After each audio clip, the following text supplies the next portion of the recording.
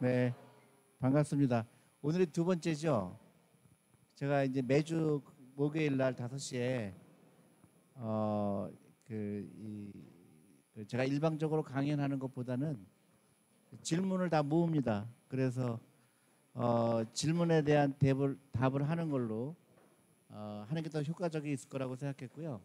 여러분들도 이제 어떤 거라도 좋습니다. 이거 사실 창피할 수도 있잖아요. 내가 너무 베이직한 거를 물어보는 게 아닌가 그런 생각하지 마시고요. 사실은 저도 질문을 들을 때 깜짝 놀랄 때가 있어요. 전문가가 저한테 질문하는데 이 사람이 이것도 모르고 있구나 그럴 때가 있습니다. 이렇게 여러분들 전혀 부끄러워할 필요 없어요. 근데 제가 최근에 받은 질문이 있는데 제가 그 질문을 듣고 한국 사람들이 다 그렇게 생각하겠구나 그런 질문이 하나가 있어요. 질문이 뭐냐면 메리츠 자산운용에서는 왜 손절매를 안 해요? 그런 데 질문이 있었습니다. 그 손절매라는 건 무슨 얘기인지 알아요? 그러니까 예를 들어서 내가 어떤 주식을 10만 원에 샀는데 8만 원이 됐어요. 근데 손절매를 하라는 거예요.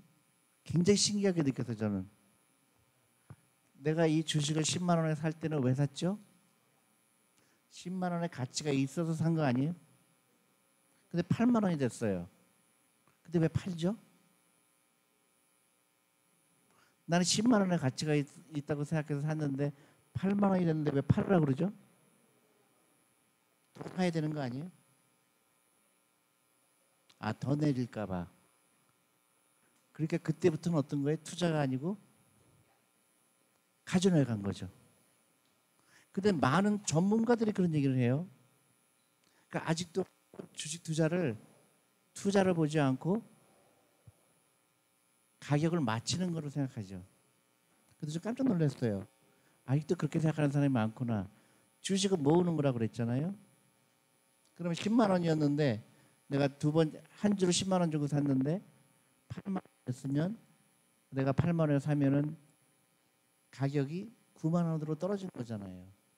그러니까 달러 코스트 에버리지라고 그래요. 그래서 내가 주식에 투자하는 이유는 내가 10년, 20년 가지려고 투자하잖아요. 근데 10만 원 주고 샀는데 처음에 근데 시간이 지났는데 주식이 8만 원이 되면은 사야 되는 거죠. 그래서 그게 가장 중요한 컨셉입니다. 주식에 대한 내 철학, 태도죠. 그래서 주식에 투자하는데 실패하는 이유가 그런 아주 간단한 거를 이해 못하는 거죠. 그러니까 기업을 보지 않고 그래프를 본 거죠. 가격을 보는 거죠. 그 다음에 또 이런 질문이 들어왔어요. 목표 가격이라는 거 들어보셨어요? 예를 들어서 어떤 주식을 10만 원을 사면 목표가가 있죠. 목표가가 15만 원이다. 그래서 15만 원 됐어요. 그럼 어떻게 해요? 팔아요? 근데 팔아야 된다고 그러는 거예요. 10만 원에서 15만 원 되면은 팔고 10만 원에서 8만 원 돼도 팔고 그럼 언제 돈을 벌어요? 그러니까 99%의 사람들이 이렇게 생각하기 때문에 주식이 실패하는 거예요. 카지노에 간 거죠. 만약에 내가 이 회사의 가치가 15만 원 가치가 있다고 생각하는 거예요. 근데 10만 원이니까 괜찮죠? 10만 원에 사는 겁니다. 15만 원이 됐어요. 그러면 이제 그게 내가 생각한 적정 가격이 15만 원이라고 생각한다 그러면 15만 원이 내가 10만 원대 잘 산 거겠죠? 근데 15만 원대 왜 팔죠? 회사는 계속 돈을 벌어들일 거 아니에요. 그리고 15만 원에 샀으면 그냥 갖고 있는 거죠. 그 회사는 계속 돈을 벌겠죠. 15만 원이 적정 가격이지만 시간이 지나면서 회사 가치가 좋아지니까 20만 원 되고 30만 원 되는 거죠.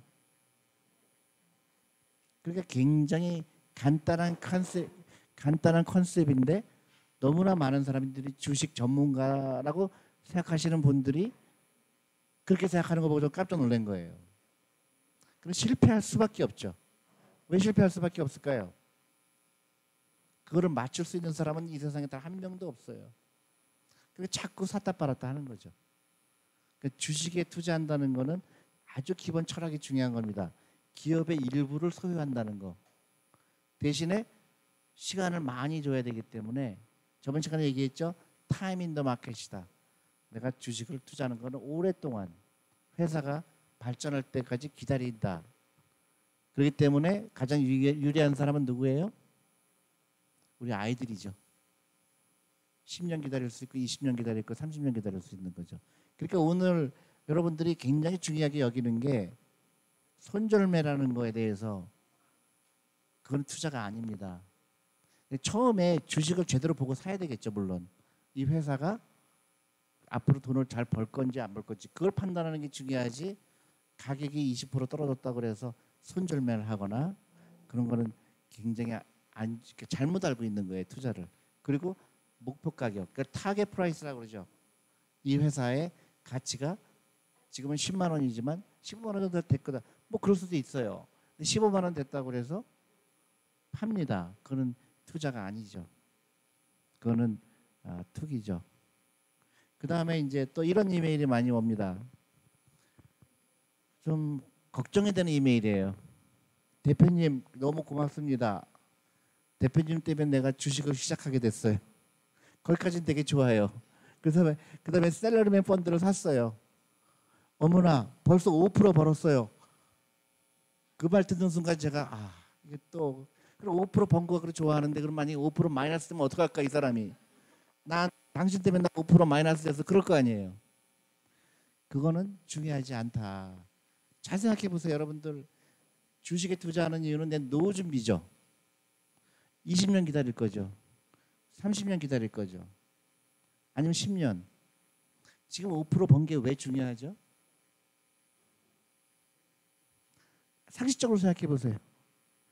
주식은 5% 벌려고 하는 게 아니죠. 10년 기다렸더니 10배 되고 20배 되고 심지어는 100배가 되는 게 주식이에요. 왜냐하면 그 기업은 성장하게 돼 있죠. 자꾸 잊어버려요.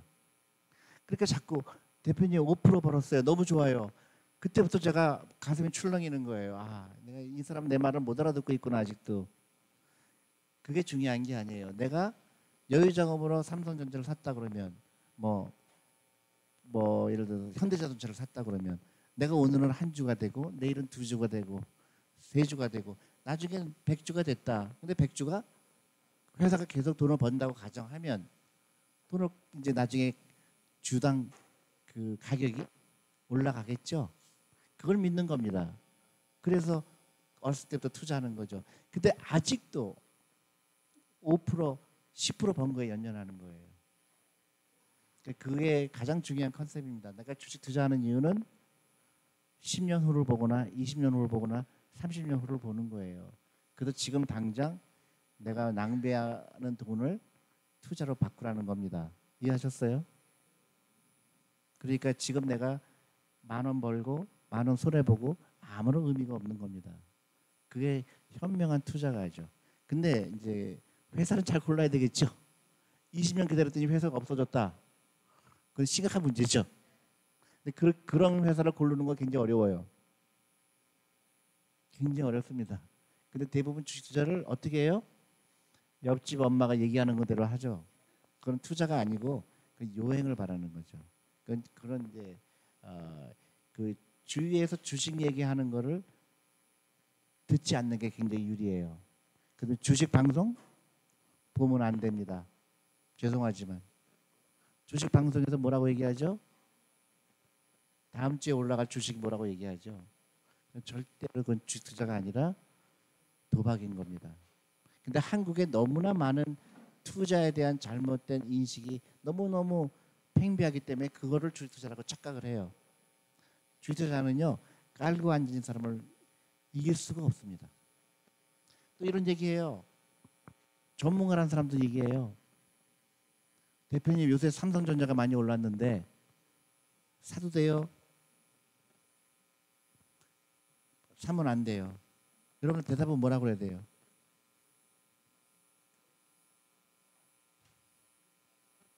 뭐라고 대답해야 돼요? 네? 내가 어떻게 알아요? 그게 답이에요. 다만 내가 삼성전자를 사거나 아니면 현대자동차를 사거나 사는 이유는 딱 하나죠. 이 회사가 돈을 잘 벌 것 같으냐 안 벌 것 같으냐. 그 다음에 밸류에이션이라고 합니다. 이 회사가 주식 가격이 충분하게 그 펀더멘탈에 근접해 돼 있느냐. 그 판단이죠. 근데 많은 사람들이 그걸 얘기를 안 하죠. 지금 사요 말아요. 여러분도 집을 살 때 이 집을 지금 살까 나중에 살까 하죠. 그건 좋은 방법이 아니에요. 내가 이 집을 살 때는 여러 가지 이치를 봤을 때 주의를 봤을 때 평당 대강 얼마더라. 그래서 사야 되죠. 근데 많은 사람들이 집을 살 때 어떻게 해요? 안 떨어지면 어떡할 거예요? 자기의 판단이 아니고 시장에 맡기는 거죠. 그러니까 그게 몸에 밴 사람은 주식 투자를 할 때 자꾸 딴 사람이 어떻게 하느냐가 중요해요. 외국인이 팔더라. 그죠? 그게 굉장히 올바른 방법이 아니에요. 외국인이 팔건 뭐 외국인이 사건 그게 중요한 게 아니라 내가 이 회사의 가치가 얼마나 중요하죠. 근데 신문에서는 자꾸 그렇게 얘기를 해요. 외국인이 파는데 한국의 사람들이 바보같이 사고 있다. 그러니까 그 기자도 자기가 무슨 얘기하는지 몰라요. 그죠? 근본을 모르는 거예요. 잘못 알고 있는 거예요. 최근에 또 어떤 기사가 떴습니다. 개미들이 승리했다. 한 달 지난 거예요. 한 달. 한 달 지났는데 개미들이 승리했대요. 아니 나는 10년 투자할 건데 20년 투자할 건데 한 달 가지고 승리했다 그러잖아요. 그러니까 너무너무 불모진 거예요. 한국은 투자에 대해서. 외국 신문에 그런 거는 단 한 번도 그런 거는 기사거리가 되지 않아요. 그죠? 그 회사의 가치가 어떻고 그 밸류에이션이 어떻고 그 다음에 이 그런 펀더멘탈한 얘기를 해야 되는데 한국은 주식 투자를 이기고 지는 걸로 표현하는 거예요. 전쟁이 일어난 거예요. 그래서 어떻게 주식 투자하기 전에 먼저 내가 해야 될 거는 이런 철학이 중요한 겁니다. 내가 주식 투자하는 거는 왜 투자하는가? 노 준비예요. 그 이상도 그 이하도 아닙니다. 재테크가 아니에요. 테크닉이 아닙니다. 자본주의에서 가장 부자 되기 쉬운 방법이 주식이라는 믿음을 갖는 거죠. 왜 그렇죠? 주식이 가장 열심히 일하는 거기 때문에 그렇죠. 제일 열심히 일하지 않는 돈이 뭐죠? 은행에 있는 돈이죠. 그거는 다 알 수 있는 거잖아요. 그러면 열심히 일하게 하는 돈이 주식에 투자하는 건데 주식은 안타깝게도 가격이 변동성이 심하죠. 그러니까 기다리는 수밖에 없는 겁니다. 그걸 맞출 수는 없어요. 그렇지만 나는 여윳돈으로 했기 때문에 월급의 10%를 했기 때문에 내가 기다릴 수 있는 겁니다. 그런데 이런 사람들이 많아지면 장기 투자가들이 많아지면 다 행복한 부자가 되는 거죠.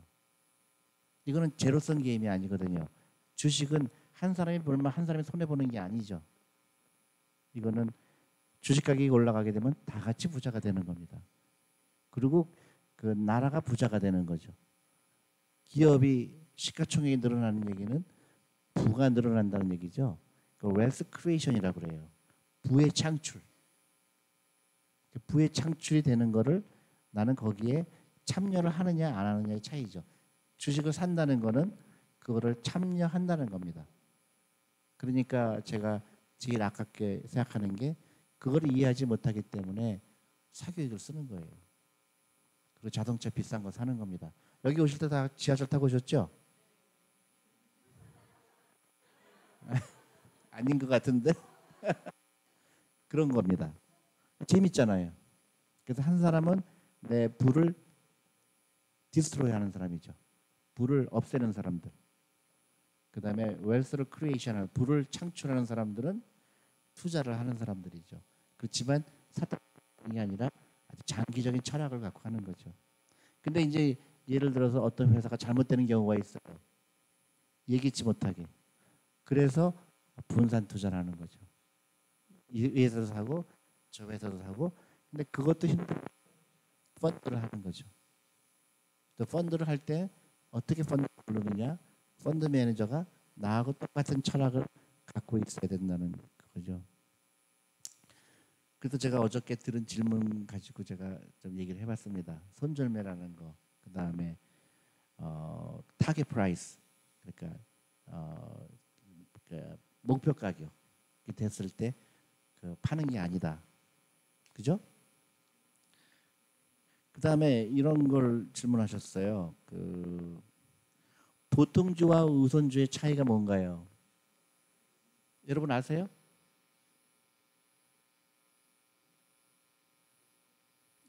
모르세요? 회사가 이제 그 돈이 필요하잖아요. 회사가 이제 회사가 확장을 하고 있어요. 그럼 회사가 확장할 돈을 이제 마련해야 되잖아요. 그럼 첫 번째 방법은 뭐죠? 은행에서 돈을 빌리는 거겠죠. 그게 첫 번째 방법이죠. 두 번째는 주식을 발행하는 겁니다. 어느 게 더 비싸요? 은행에서 빌리는 게 비싸요? 아니면 내가 주식을 발행하는 게 비싸요? 네? 오케이. 은행에서 빌리는 게 비싸다고 생각하시는 분. 그러면 주식을 발행하는 게 비싸다는 분.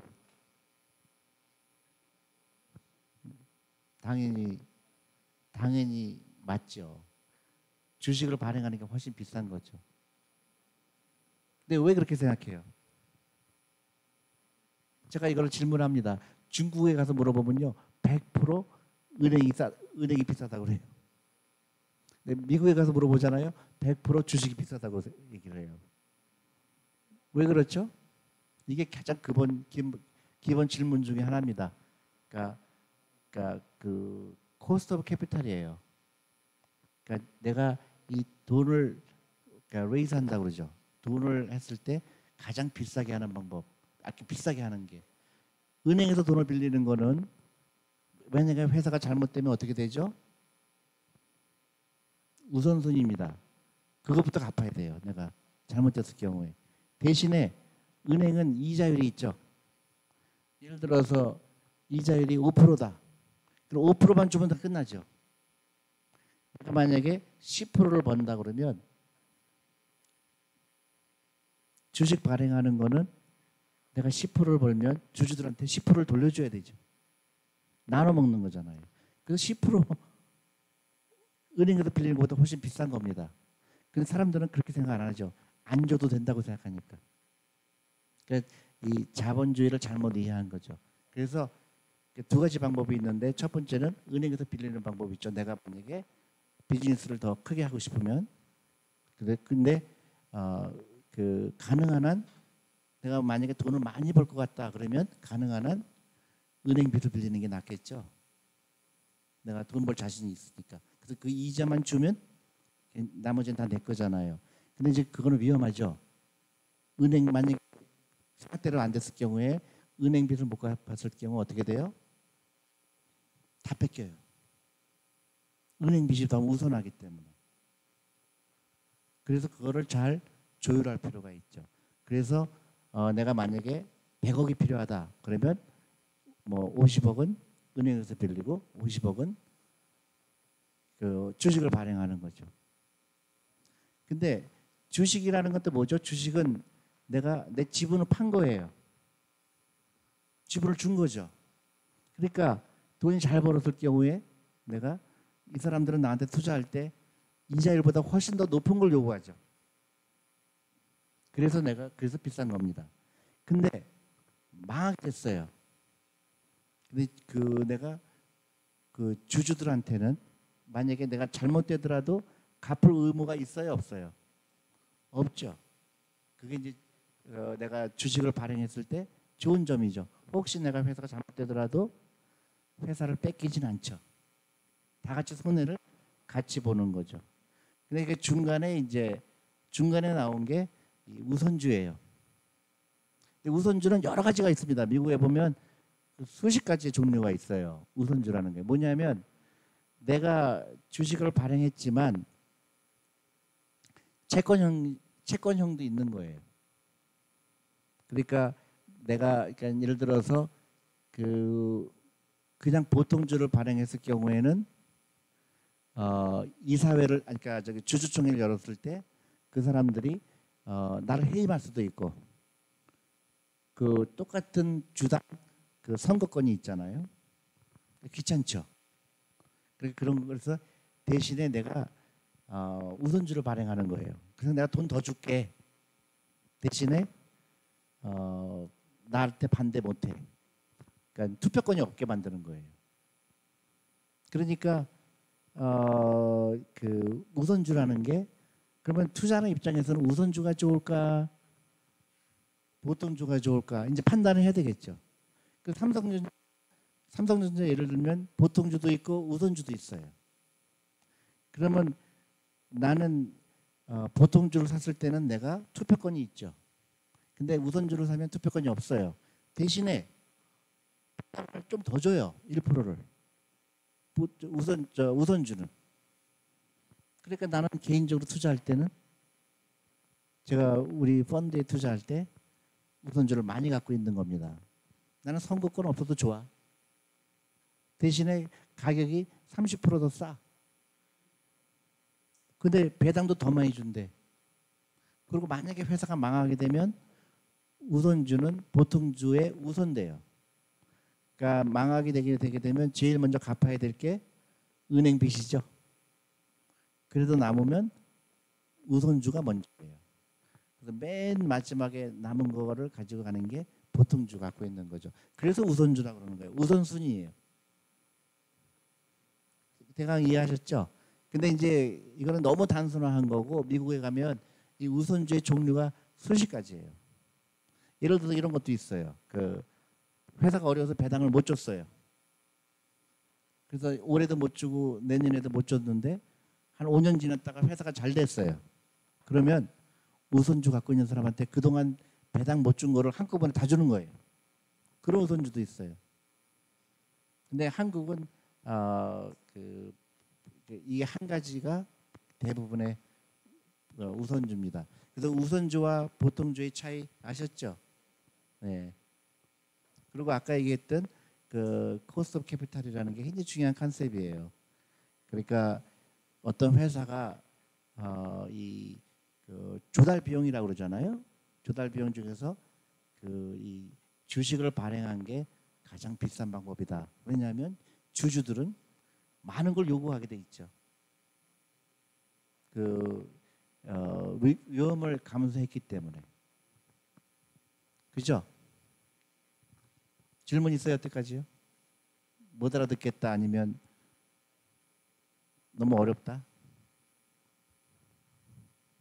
예. 예.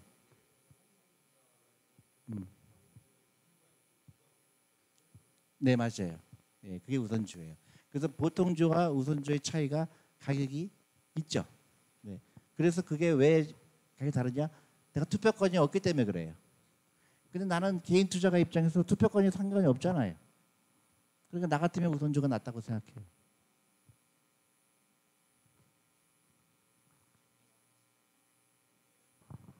네. 예, 어떤 주식은 보통주가 있고 어떤 주식은 우선주가 있고 어떤 주식은 없더라고요. 그 기준은 뭔가요?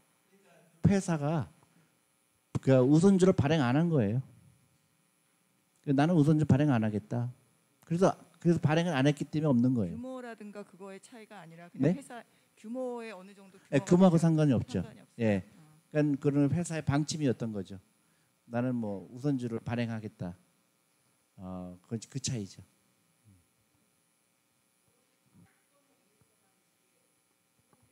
한국은 그래요. 네, 네.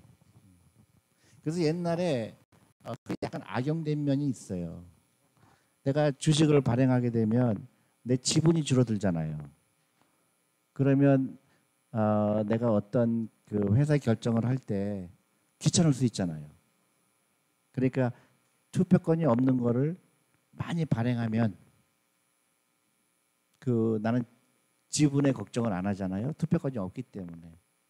대신에 이제 배당을 줄 때 1%를 더 주거나 그런 거 있는데 그것 때문에 주식 가격이 차이가 많이 난다 그러면 저 같으면은 우선주가 낫다고 생각하는 거죠. 예. 그래도 적어도 우선주를 살 건지 보통주를 살 건지 그건 알고 사셔야 되니까 그죠?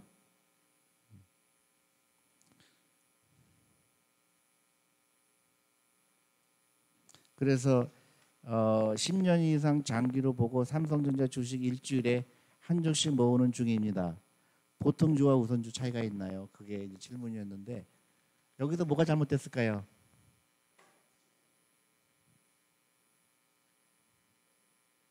이 질문에서 이분은 일주일에 삼성전자 주식을 하나씩 사고 있대요. 이게 뭐가 잘못됐을까요?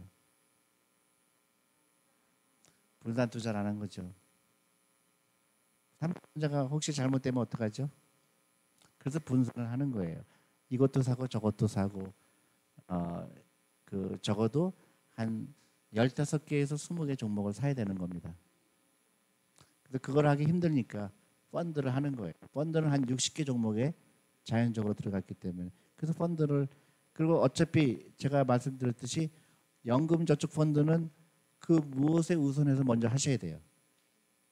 세금 혜택이 있기 때문에 그러니까 어차피 펀드밖에 안 되죠. 그러니까 400만 저 같으면 하루에 10,000원씩 연금저축 펀드부터 가입을 하겠어요. 그리고 나서 더 여유가 있을 때 개별 주식을 사는 게 좋습니다. 그리고 우리 아이들한테 그런 주식을 하나씩 사주는 것도 굉장히 재밌거든요. 근데 아이들한테도 먼저 그 한국에 좋은 제도가 있으니까 이 제도부터 이용을 하시는 게 좋다 이렇게죠. 그 다음에 또 하나 개미들이 인버스를 들어가는 것에 대해서 어떻게 생각하시나요? 그러니까 저는 좋은 방법이 아니라고 생각해요. 왜 그러죠? 그 펀더멘탈한 얘기가 아니죠. 방향성이잖아요. 그러니까 주식이 올라갈까 내려갈까 그걸 예측해서 사는 건데 이거는 기다릴 수가 없어요. 그죠? 없어지면 없어지는 거죠. 그러니까 제로섬 게임이죠. 그러니까 어떤 주식이 올라갈 것 같아서 그러니까 헤지 펀드 매니저 같은 경우는 그런 게 있어요. 저번에 얘기했지만 숏을 친다 그러죠. 그러니까 내가 주식 가격이 떨어질 걸 예상해서 내가 주식을 빌려서 파는 거예요. 그게 보통 헤지 펀드들이 숏을 친다고 얘기해요. 근데 만약에 주식이 내가 빌려서 팔았을 때는 주식 가격이 떨어질 거를 예상해서 파는 거거든요.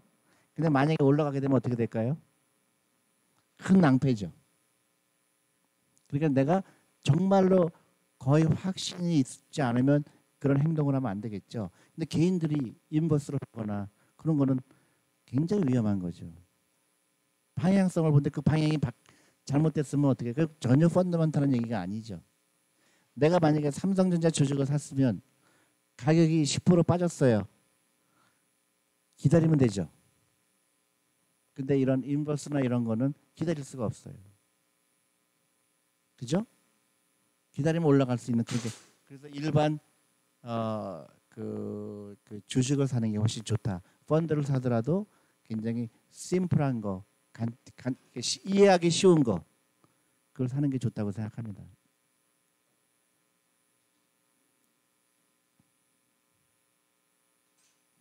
한국의 은행주들은 왜 이렇게 싼 거죠? 실적이 그렇게 좋은데, 그죠? 굉장히 싸요. 은행주가 왜 쌀까요?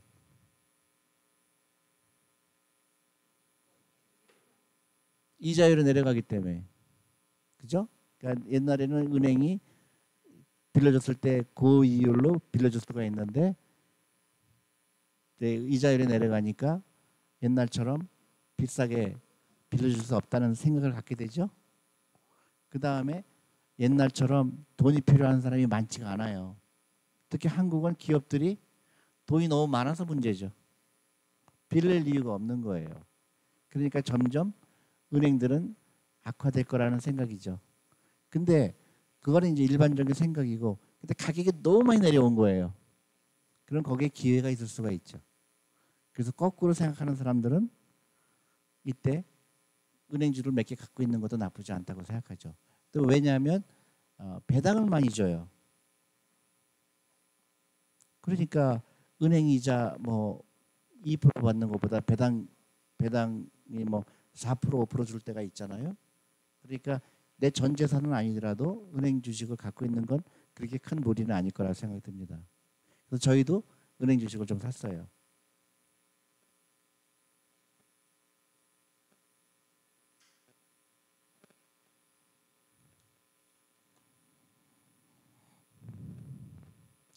개별 기업에 대한 투자가 아직은 두려워 미국의 ETF를 매달 꾸준히 투자하고 있습니다. ETF에 대한 견해와 향후 나스닥이 10년처럼 계속 성장하리라 생각하시는지 여쭤보고 싶습니다. 모르죠? 모르죠. 그럼 내가 미국이 나스닥이 계속 잘 될 거라 그거는 사실 거짓말이죠. 몰라요. 그래서 골고루 투자하는 거죠. 미국의 나스닥도 투자하고 한국도 투자하고. 근데 다행히도 한국 주식이 안 비싸요. 아까 얘기했듯이 한국 은행주도 안 비싸고 전반적으로 한국의 주식이 안 비싸죠. 왜 안 비쌀까요? 한국에 주식 투자하면 안 된다는 사람이 너무 많기 때문에 다행히도 버블이 안 낀 거죠. 근데 많은 사람들이 주식이 막 그냥 직장에서 일은 안 하고 컴퓨터만 들여다보고 막 그런 사람이 대부분이다 그러면 주식 가격이 버블일 가능성이 큰 겁니다. 근데 다행히도 한국은 그렇게 그런 사람이 거의 없죠. 또 주식하면 안 된다는 사람이 대부분이죠. 그다음에 퇴직연금의 주식 비중이 세계에서 꼴찌입니다. 신기하게도 퇴직연금의 주식이 안 들어간 나라는 한국밖에. 굉장히 상황으로는 한국 주식이 싼 거죠. 그래서 저는 한국 주식이 굉장히 사기 좋은 타이밍이 왔다 이렇게 생각을 합니다. 메리츠 자산운용에 대한 채권 펀드도 있던데 존리 대표님의 채권 펀드에 대한 강연이 없네요. 채권 펀드에 대해 설명 좀 부탁드립니다. 전 채권 별로 안 좋아해요. 저는 주식만 좋아하는데 채권이 필요할 때가 있죠. 언제 필요하죠? 연세가 드신 분들 기다리기가 힘들죠. 그래서 예를 들어서 이제 혼합형이라고 그러죠. 보통 이제 펀드인데 주식의 비중이 반밖에 안 되는 겁니다. 나머지는 채권에 들어가 있는 거죠. 채권 이자율이 굉장히 낮죠. 대신에 변동성이 작죠. 주식은 변동성이 크니까. 그래서 채권형 펀드도 있고 그다음에 혼합형이라고 합니다. 주식과 채권이 반반씩 있는 거. 주식형 펀드는 대부분의 자산이 주식에 들어가는 거죠. 그거는 이제 개인적인 성향도 있지만 나이죠. 내가 기다릴 수 있는 기간이 얼마큼 되느냐. 그에 따라 틀린 거죠.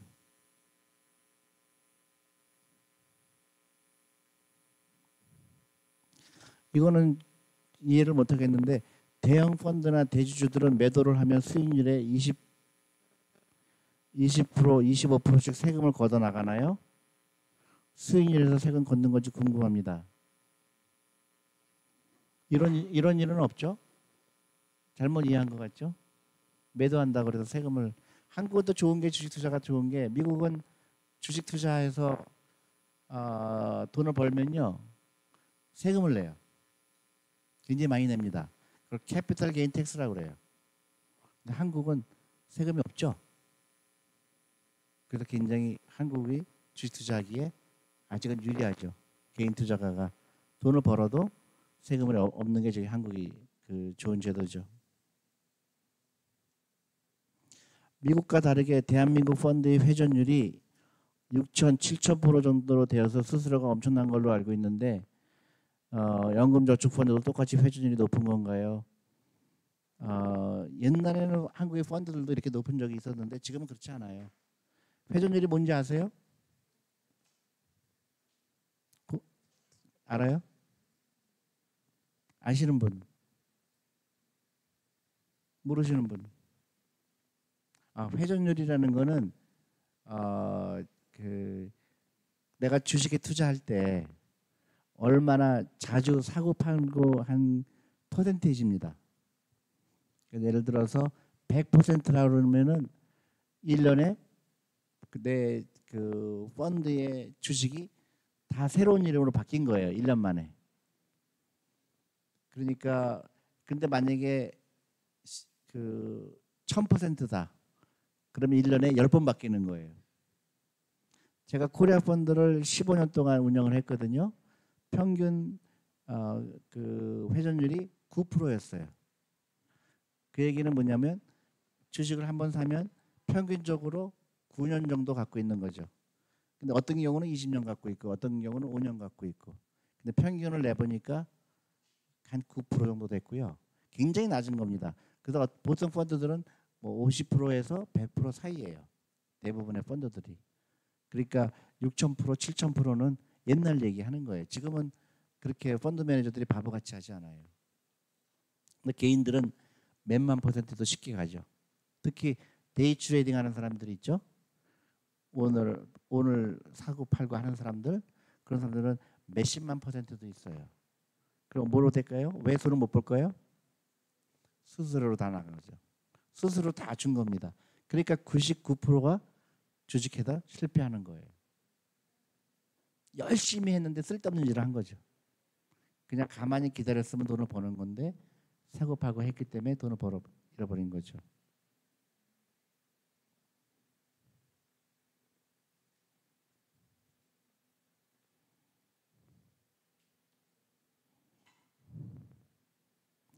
펀드에 이익이 난다고 했는데 어떻게 재투자가 되는 원리인지 궁금합니다. 그러니까 그 펀드도 개인 투자가랑 똑같은 거예요. 여러분들이 펀드를 사시면 그 돈이 들어오는 거 가지고 우리가 대신 투자하는 겁니다. 그러면 그 펀드에서 산 주식이 올라가게 되면 자연스럽게 그 펀드의 가치도 따라서 올라가는 거죠. 근데 펀드의 장점은 분산 투자할 수 있다는 거, 작은 돈으로 여러 개 회사를 한꺼번에 살 수 있다는 거. 단점은 뭐죠? 수수료죠. 수수료. 보통 1%, 심한 경우는 2% 그게 수수료를 내는 거죠. 그래서 그 수수료를 내고 펀드 매니저가 알아서 해줄게 하는 게 펀드죠. 그래서 그 펀드 매니저가 신망이 있어야 되고 레퓨테이션이 있어야 되겠죠. 그래서 펀드를 고를 때는 펀드 매니저의 투자 철학이 중요한 겁니다.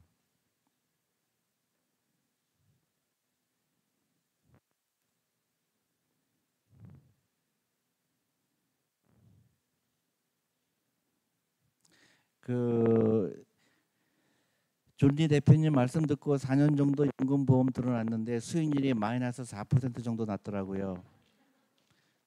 지금이라도 알아서 다행이다 싶어 매수했습니다. 이제 매수를 해야 되는데 ETF 선택은 안 보여. 간접형, 재간접형, 주식 혼합 이렇게 나눠져 있어서 어느 거 사야 될지 모르겠네요. 그러니까 ETF는 저희는 안 팔죠. ETF는 증권회사에서 사는 게 ETF고요. ETF가 뭔지 아세요? ETF가 뭔지 몰라요? 펀드는 두 가지가 있습니다. 하나는 액티브라고 그래요. 그래서 펀드 매니저가 이제 기업 방문도 하고 그래서 자기가 생각할 때 좋은 주식을 골라서 투자하는 거죠. 그게 액티브예요. 근데 펀드 매니저가 이 시장을 이기는 게 쉽지가 않아요. 반은 그 수익률이 그렇게 안 좋습니다. 물론 아주 장기를 보면 모르는데 보통 시장을 이기기가 쉽지가 않은 거예요. 그러니까 그러지 말고 뭐 주식을 뭐로 다 골라. 아예 그냥 뭉텅거리를 한꺼번에 사면 되지. 그래서 그게 ETF라는 게 그런 거예요. 그러니까 예를 들어서 내가 어떤 특정 예를 들어서 4차 산업에 관련된 주식을 한꺼번에 다 사고 싶다. 뭐 삼성전자도 사고 뭐 LG전자 살까 삼성전자 살까 그럴 거 없이 LG전자도 사고 삼성전자도 다 사버리면 되지. 그게 ETF예요. 그거는 이제 액티브가 아니라 패시브죠. 뭐 나는 종목에 상관없어. 그래서 이제 ETF가 붐이 일어나기 시작한 거예요. 그래서 ETF는 장점이 스스로가 싸죠. 그 사람을 많이 쓸 필요가 없으니까. 근데 그거를 이제 시장에서 거래가 되는 거예요. ETF라는 거를. 그래서 여러분들이 해외 ETF 사는 게 다 그런 겁니다. 그래서 그쪽에서 돈이 많이 들어와요. 그러다 보니까 또 거기서 문제가 생긴 거예요. 너무 비싸지는 거예요. 그래서 액티브냐 패시브냐 그거에 대해서 저는 어느 게 좋은 거다 나쁘다고 하는 건 아니지만 메리츠는 액티브만 합니다. 근데 투자할 때 ETF를 우리 펀드에 편입하는 경우가 있어요. 그건 왜냐하면 우리가 미국 주식 살 때 굳이 우리 주니어 펀드 같은 경우에 개별 주식을 살 이유가 없는 거예요. 아마존도 사고 애플도 사고 그 모아놓은 걸 사는 경우가 ETF입니다. 그 ETF도 수백 가지가 있겠죠. 전 세계에. 그것도 주식 고르는 것과 똑같이 어려워요. 그래서 펀드가 저희 같은 경우 펀드에 셀러리맨 펀드라든가 주니어 펀드라든가 그런 ETF도 우리 펀드에 담고 있는 겁니다. 그러니까 ETF라는 거는 대강 무슨 얘기인지 아시겠죠? 근데 ETF가 무조건 보다 그 굉장히 잘못된 생각이에요. 그러니까 ETF도 하나의 투자 방법인 것뿐인 겁니다. 그 다음에 여기서 질문하실 분 없으세요? 시간이 많이 지났는데 한 15분 남았는데 그래도 오늘 오셨는데 그래도 뭐 하나 궁금한 거 풀고 가셔야 되잖아요. 네. 여기 뭐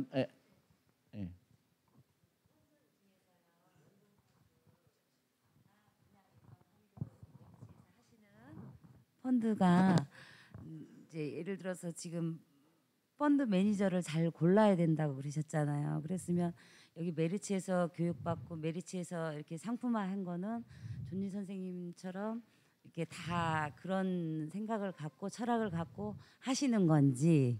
당연하죠. 네. 그렇지 네. 않으면 저는 회사에서 나가라 그러죠. 네.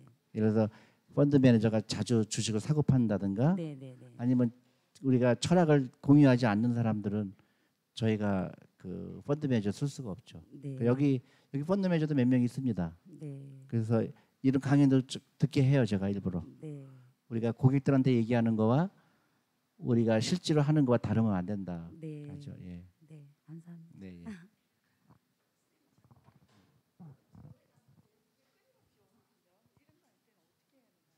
네?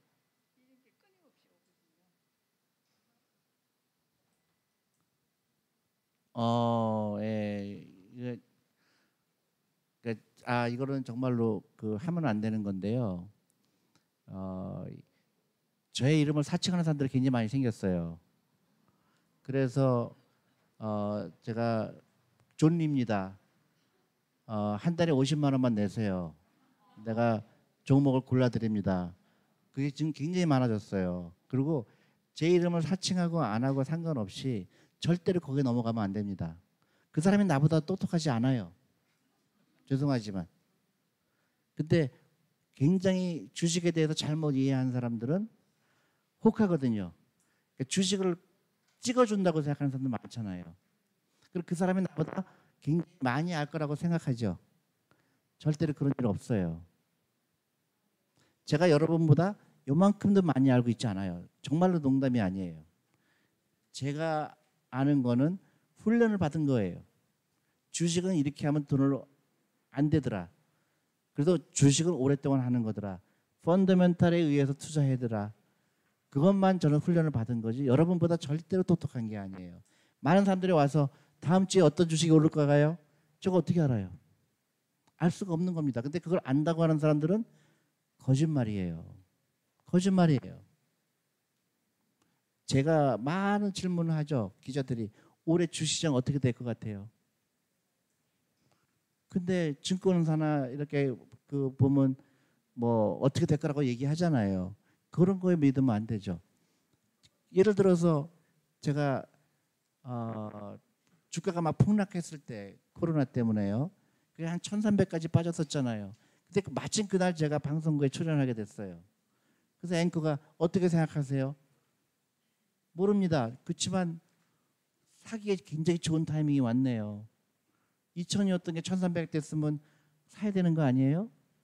제가 그 대답을 한 겁니다. 1200이 될 수도 있고 1000이 될 수도 있죠. 근데 많은 전문가들이 그때 팔라고 그러더라고요. 아직도 타이밍을 맞추는 걸 주식투자라고 착각하고 있는 거죠. 꾸준히 사는 거고 그 변동성은 제가 맞출 수가 없어요. 변동성하고 위험은 아세요? 변동성과 위험의 차이를 아세요? 변동성은 주식 가격이 변하는 겁니다. 내가 컨트롤할 수가 없어요. 삼성전자가 내일 어떻게 될지, 일주일 있다 폭락할지 막 폭등할지 알 수가 없어요. 그거는 여러분들 맞출 수가 없습니다. 그거는 맞추는 게 불가능한 거예요. 그건 점쟁이에요. 그건 인정하셔야 되죠. 그죠? 근데 내가 위험은 내가 컨트롤할 수가 있어요. 위험은 어떻게 컨트롤하죠? 연구하는 거죠. 내가 삼성전자가 계속 돈을 잘 벌고 있는지, 그 회사에서 만든 대처대조표를 본다든지, 그동안 10년 동안의 매출액을 본다든지, 경영진을 본다든지 공부가 가능하죠. 그러니까 어떻게 해요? 아, 이 회사는 망할 것 같지 않다. 그런 것뿐인 겁니다. 그리고 펀드 매니저가 하는 일은 그런 거예요. 이 회사가 앞으로 돈을 잘 벌 것 같다. 경영진도 만나보고 또 여러 가지 경쟁자도 만나보고 그다음에 그 회사가 어떤 물건을 만드는지 써보기도 하고 그러니까 아, 이 회사 돈 잘 벌겠구나. 그거는 가능하죠. 그래서 사는 거예요. 근데 그 주가는 5만 원 주고 샀는데 4만 원 될 수도 있고 3만 원 될 수도 있고 10만 원 될 수도 있는 거예요. 그래서 주식을 살 때는 굉장히 조심해야 되는 거죠. 그다음에 그 회사가 내가 봤을 때 아, 이 회사는 굉장히 좋다고 생각한다. 근데 주가가 반쪽이 났어요. 걱정돼요, 안 돼요? 안 되죠. 내가 그 회사를 알기 때문에. 그러니까 어떻게 해요? 더 살 용기가 생기는 거죠. 근데 그런 걸 생각 안 하고 산 사람들은 야, 잘못 샀나 보다. 옆집 아줌마 말 듣고 산 사람은 이거 망하는 거 아닌가? 잠을 못 자는 거죠. 그건 투자가 아니라 카지노에 간 거죠. 그 차이를 아시겠죠? 근데 많은 사람들이 변동성을 맞춘다고 얘기를 해요. 그러니까 찍어주겠다. 일주일 동안 3배 될 주식을 찍어주겠다. 그거는 거짓말이고 사기꾼인 거죠. 근데 거기다가 50만 원 한 달에 내면은 내가 가르쳐 줄게. 그 사람이 절대로 여러분보다 많이 알지 못하고 오히려 그 사람들이 여러분보다 가난할 가능성이 훨씬 큽니다. 다 지하방에 살아요. 망했어요. 그러니까 마지막으로 가르쳐 준다고 그러고 돈을 버는 거예요. 근데 왜 내 이름을 쓰고 그래요? 아무리 신고를 해도 또 생기고 또 생기고 또 생겨요. 너무 화가 나는 거예요. 근데 아까 질문하신 분도 계속 그런 문자 메시지가 옵니다. 내가 시키는 대로 하면 돈 법니다. 절대로 그런 일 안 일어나요. 절대로 안 일어납니다. 만약에 그런 사람이 있다 그러면 왜 그걸 여러분들에게 가르쳐 주겠어요? 왜? 50만 원 갖고 왜 가르쳐 주겠어요? 자기 혼자 한번 몇 억을 벌 수가 있는데요. 그런 거에 속으면 안 됩니다. 절대로 그런 유사한 거에 속으면 안 돼요. 왜냐하면 기본을 알면 그때 안 속아요. 근데 주식 투자를 그 변동성을 맞출 수 있다고 그 생각하는 것 제가 사기죠. 또 아까 젊은 예. 제가 지금 최근에 한 4개월 가량 조사하는 기업이 있어요. 근데 아직 성장하는 기업이라 가지고 재무제표 레시오 비율이 그렇게 좋지가 않아요. EPS나 막 ROE, ROA 같은 게. 그리고 최근에 코로나 때문에 약간 좀 마이너스가 났고 순순실이 났고. 그런데 그 CEO 경영진들이 지금까지 해온 걸 보면은 굉장히 마음에 들더라고요. 그리고 막 기부 같은 것도 많이 하는 사람이라 가지고 그래서 질문의 요지는 재무제표 레시오 비율이 그렇게 좋지가 않은데 마음이 가는 그런 경영진 있고 그런 기업이 있으면은 이럴 때는 좀 어떻게 해야 되는지 좀 요즘에 제가 좀 많이 고민하고 있거든요. 그러니까 그런 거는 이제 단순히 그 회사가 손해를 봤다 그래서 나쁜 회사는 아니죠. 초기에는 손해가 볼 수도 있죠. 그러면 제일 중요한 게 그 회사가 뭘 만드는지 그게 제일 중요하죠. 회사가 아무리 경영진이 좋아도 나오는 물건이 좋지 않으면 장사가 안 되겠죠. 그리고 그런 회사를 고를 때는 굉장히 위험이 따르죠. 회사가 넘어갈 수가 있으니까. 그럼 제일 중요한 거는 그 회사가 만드는 물건이 경쟁사가 나올 수 있는 물건인지 아니면 그 회사만 만드는 건지, 그다음에 정말로 그게 그 회사가 만드는 물건이 정말로 필요한 건지. 특히 경기가 어려울 때는 필요 없는 것부터 다 사람들이 자르잖아요. 그러니까 그 아무리 좋은 물건이라도 꼭 필요한 게 아니라 그러면 그 회사는 버티기 쉽지 않을 수가 있죠. 우리가 동업하는 거랑 똑같아요. 동업자를 구하는 과정하고 똑같다고 생각하시면 되죠. 네. 한 10분 남았는데.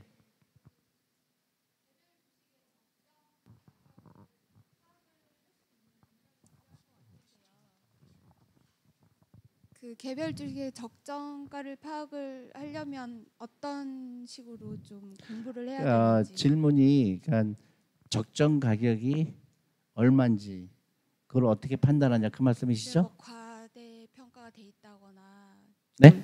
그 주가가 좀 뭐 과대평가가 돼 있다거나 과소평가돼 그런 얘기들을 하시잖아요. 그럴 때 저희가 어떻게 그걸 알 수 있는지. 그러니까요. 그게 제일 어려운 거예요. 그러니까 이 회사가 10,000원이 맞는지 20,000원이 맞는지 가장 어려운 거죠. 왜 어려울까요? 어느 회사건 그 숫자로 나타나지 않는 게 너무 많죠. 예를 들어서 회사가 굉장히 돈을 잘 벌었는데 갑자기 굉장히 센 경쟁자가 나타날 수가 있죠. 그럴 수도 있고 아니면 경영진이 이상한 짓을 할 수도 있고. 그러니까 그래서 이 주식은 아트라고 그래요. 주식 투자를 과학이라고 그러지 않고 아트예요. 더 깊이 들어가면 아트 오브 낫 셀링이라고 그래요. 안 파는 기술이에요. 그러니까 처음에 고를 때 그래서 경영진이 제일 중요하다고 느끼는 겁니다. 숫자로 나타날 수 없는 것 너무 크거든요. 그렇지만 이제 대강 이 회사가 1년에 매출이 얼마고 성장이 어떻게 되고 있고 그런 거를 이제 파악하는 건 중요하죠. 그 대강 했을 때 가장 쉽게 쓰는 게 이제 퍼라는 걸 쓰는 거예요. 그다음에 이제 그 회사의 가치를 아는 방법은 한 10가지 방법이 있습니다. 그러니까 디스카운트 캐시플로우라는 것도 있고 뭐 여러 가지 모델이 있어요. 근데 제 경험으로 보면 그런 모델은 숫자적인 모델보다는 우리가 그 경영진 그다음에 그 회사가 그 갖고 있는 경쟁력 이게 더 훨씬 더 그 회사에 투자하는 가치를 산정하는데 중요하죠. 예를 들어서 퍼가 10이다. 제가 저번 시간도 얘기했지만 10이라는 거는 퍼가 뭔지 아세요? 퍼가 뭔지 모르세요? 보통 주식 얘기하면 퍼 얘기 많이 하잖아요.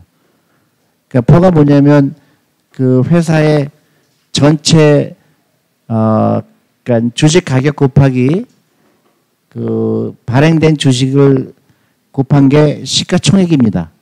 그러니까 회사의 가치예요. 근데 시장에서 그 판단하는 가치인데 이 회사가 1년에 예를 들어서 가치가 1조예요. 예를 들어서 근데 시가총액이라고 그럽니다. 근데 1년에 번 게 1,000억이에요. 그러면 12%가 되겠죠. 10이라면은 그러니까 보통 회사라 그러면 전혀 비싼 게 아니죠. 왜냐하면 10년 있으면 내 원금을 회수한다는 거거든요. 그 나머지는 다 그냥 버는 거니까 되게 좋은 거죠. 근데 이제 어떤 경우는 10이 아니라 100인 경우도 있고 은행 같은 경우는 요새 5%밖에 안 돼요. 그러면 왜 어떤 사람은 5에 사고 어떤 사람은 100에 살까요? 성장성 때문에 그런 거죠. 은행은 성장하기가 한계에 왔다고 생각하기 때문에 비싼 가격을 안 주는 거고 이제 아마존이나 이런 이제 그 굉장히 성장이 빠른 회사는 비싸게 사는 거죠. 근데 그 중간에 이게 50이 맞냐 100이 맞냐 그건 알 수가 없어요. 그래서 꾸준히 사는 거예요. 그러니까 그 달러 코스트 에버리지라는 게 그건 거예요. 비쌀 때도 사고 쌀 때도 사고 그러는 거죠. 그러면 코스트가 어느 정도 에버리지가 되죠. 그러니까 우리 이런 아이들이 투자할 때 뭐 5만 원에서 사고 3만 원에서 사고 10만 원에서 사고 하는 거죠. 네? 동업자요? 네네네.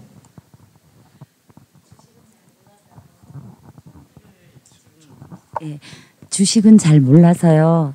대표님 말씀대로 펀드를 연금도 하고 저 일반 펀드도 하고 하려고 지금 다 준비해 놨거든요. 그런데 이제 일반 주식을 사는 것보다 우리가 모르잖아. 근데 대표님 말씀하실 때 막 몇 배가 오르고 막 이러는데 펀드도 그게 가능한지. 아, 예. 많은 질문을 이렇게 하세요. 네네. 주식은 막 10배도 벌 수 예, 있는데 예. 펀드는 못 본다 그러더라. 네. 그건 전혀 다른 얘기죠. 아, 그러니까 시간이 지나. 예를 들어서 10배 되는 주식이 있는데 그거 하나 보고 투자하는 건 굉장히 위험하잖아요. 네. 10배 버는 주식도 있을 거고 2배 버는 주식도 있을 거고 이 밸런스를 맞추는 게 중요한데 펀드는 골고루 투자하는 거죠. 네. 근데 단순히 그렇기 때문에 일반 주식이 더 많이 오를 거라고 생각하는 거는 굉장히 잘못된 생각이에요. 그것도 네. 똑같이 예. 가능하구나. 그건 알 수가 없거든요. 네. 감사합니다. 네. 예. 사놓는 건 어때요? 네? 비상장 주식, 예. 상장되지 않은 주식. 예. 그것을 많은 사라고 그래서요. 그 막 5천 원, 2천 원 이럴 때 사놓고 한 3년 기다리면 된다고 그러거든요. 그런 거 그러니까 물어보는 비상장 주식과 상장 주식에 대해서 비상장 주식을 살 때 주의해야 될 거는 만약에 내가 그 회사 설립자를 잘 안다든가 개인적으로 아니면 그 회사가 상장될 그 가능성이 굉장히 크다 그러면 사겠지만은 그렇지 않다 그러면 굉장히 조심해야 되겠죠. 왜냐하면 그 회사에 대한 대처 대조표라든가 그런 거를 공개하지 않을 경우가 있는데 그럴 경우에 위험이 따르죠. 그래서 비상장은 굉장히 조심해야 되고요. 그거는 자기가 확실하게 알 때만 투자해야 되죠. 상장이 안 될 것 같으면 내가 그 돈을 회수하기가 쉽지가 않잖아요. 상장이 돼야 내가 그 회사 주식을 시장에서 팔 수가 있지만 비상장인 경우는 내가 시장에다 팔 수가 없잖아요.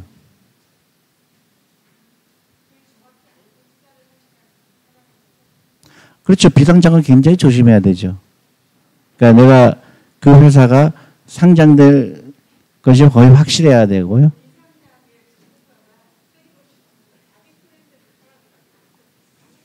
잘 안 들려요. 뭐라고요? 그분이 그 비상장 주식만 책을 16권을 냈대요. 아니 그럴 수 있죠. 왜냐하면 그분이 그런 경영진을 자기가 그 발로 뛰어서 네. 나름대로 분석을 해서 그래서 이 회사가 상장될 가능성은 굉장히 크다. 네.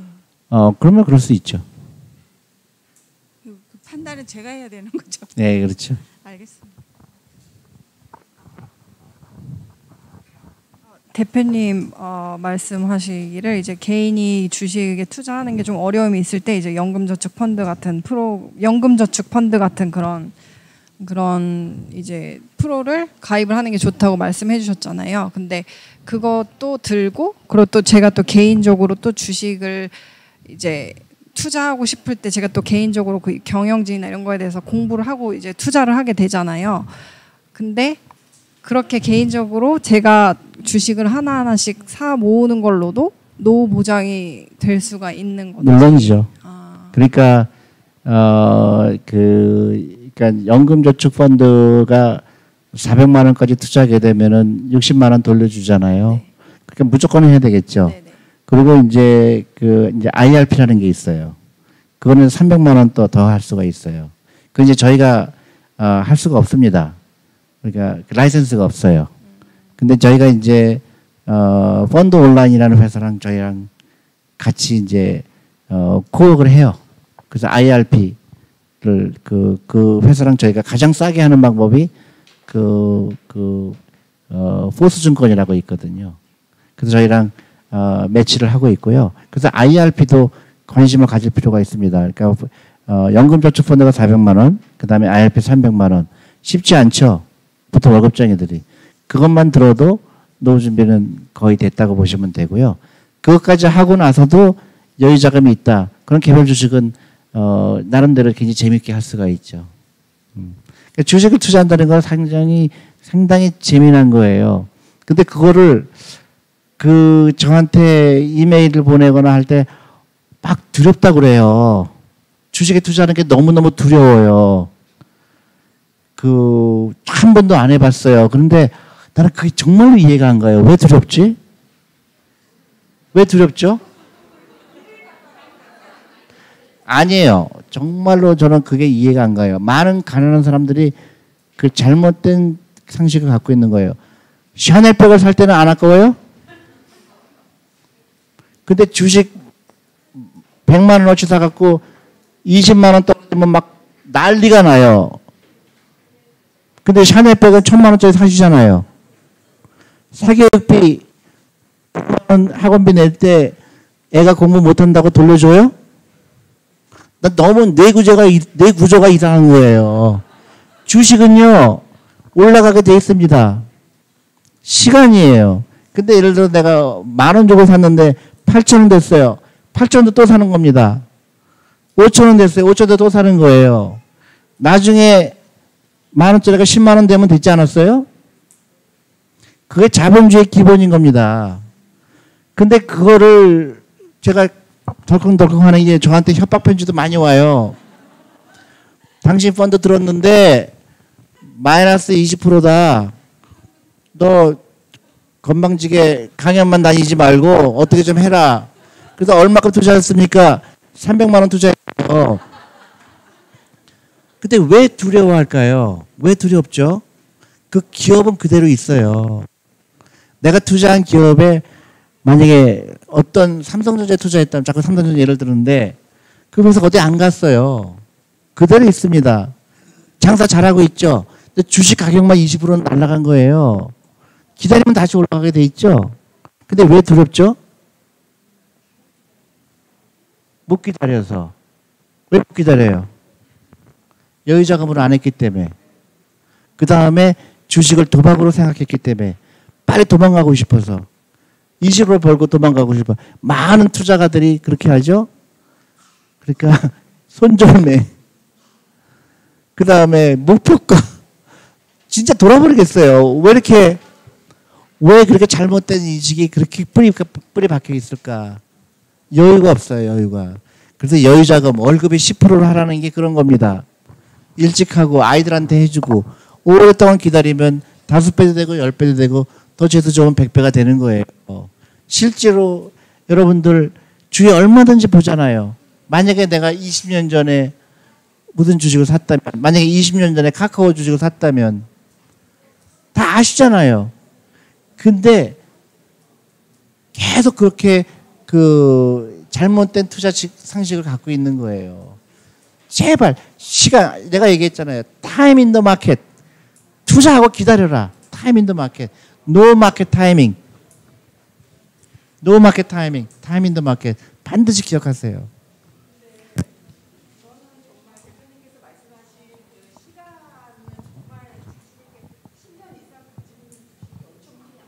그래요?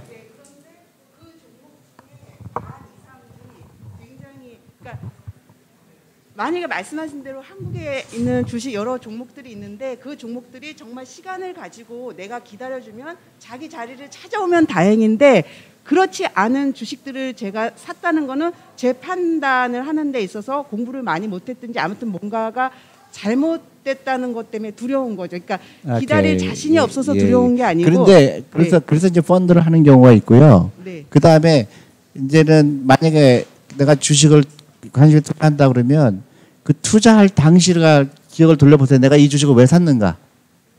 예, 그때는 제가 미국에 있었을 때 미국에서 현대차를 이제는 그 딜러들을 보면은 그 AS 해주고 이러는 게 정말 미국이 우리가 일본의 다른 경쟁 기업들과 정말 차별화되게 그렇게 그래서 그때 보고서 10년 전 이미 그 전부터 현대차를 사서 가지고 있는데 그게 지금은 거의 뭐 수익률이 그랬죠. 마이너스 예. 60% 근데 70% 이제 났죠. 그래서 저는 이제 펀드를 하는 게 좋다고 생각하는 게요.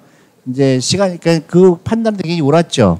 그 당시는 옛날에 굉장히 미국에서 그 현대가 나왔을 때 이제 계속 많이 팔리고 할 때는 네네. 그 판단은 옳았는데 세상이 변한 거에 대해서 별로 그 인지를 못한 거죠. 전기차로 변하고 있잖아요. 그랬을 때 현대자동차가 어떤 경쟁력을 갖고 있을까? 그래서 저희도 현대자동차 돈 많이 벌었죠.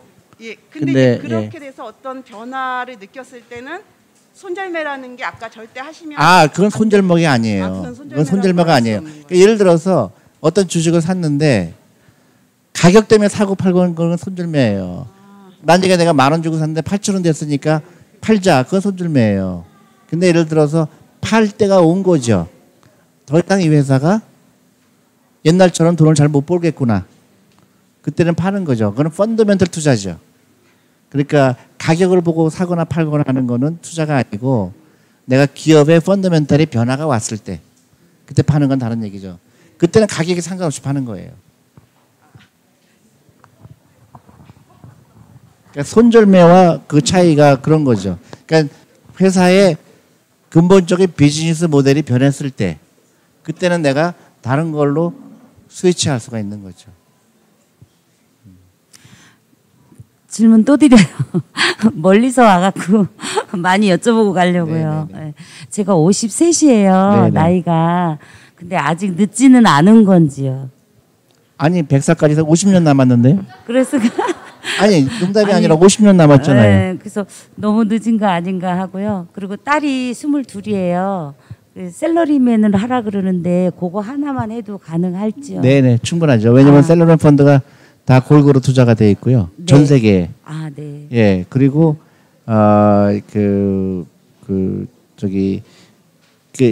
우리가 제가 셀러리맨 펀드를 일부러 만든 거예요. 네, 글쎄.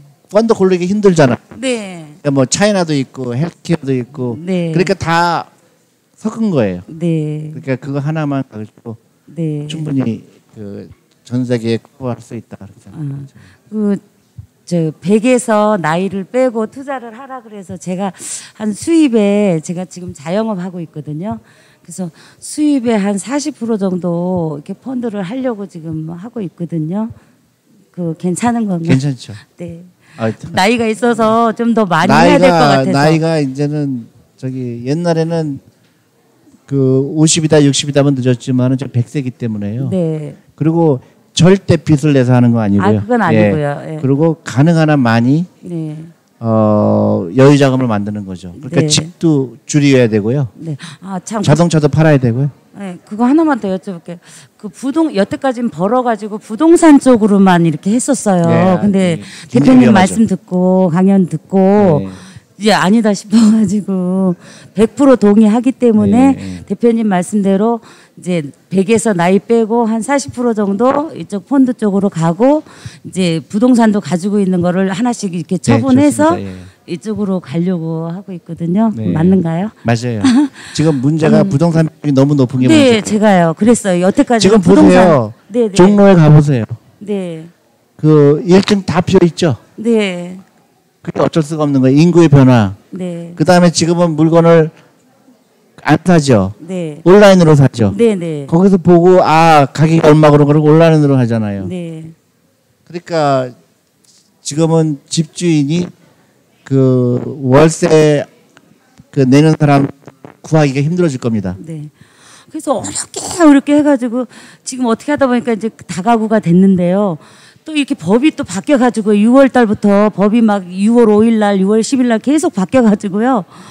그래서 지금 잠 안 자고 온 거예요. 밤새도록 장사하고 잠 안 자고 또 이따가 9시에 교대에서 장사해야 되는데 저기 대표님 오늘 아니면 시간이 안 될 것 같아서 와서 많이 여쭤봤어요. 감사합니다. 네네네. 도움 많이 됐어요. 네. 제가 시간이 이제 지났으니까 제가 다음 주에도 뵙고요. 또 질문을 많이 해주세요. 그러니까 한 번만 들어갖고는 안 되고요. 계속 훈련을 해야 됩니다. 그래서 잘못된 투자 관행, 투자는 무조건 하셔야 되고 여유 자금을 하셔야 되고 오랫동안 놔주셔야 되고 손자들한테 사주셔야 되고요. 이거는 개인의 문제가 아니고 대한민국의 문제예요. 대한민국이 부강한 나라가 되느냐 아니가 되느냐의 차이라고 생각합니다. 반갑습니다. 예. 나중에 네.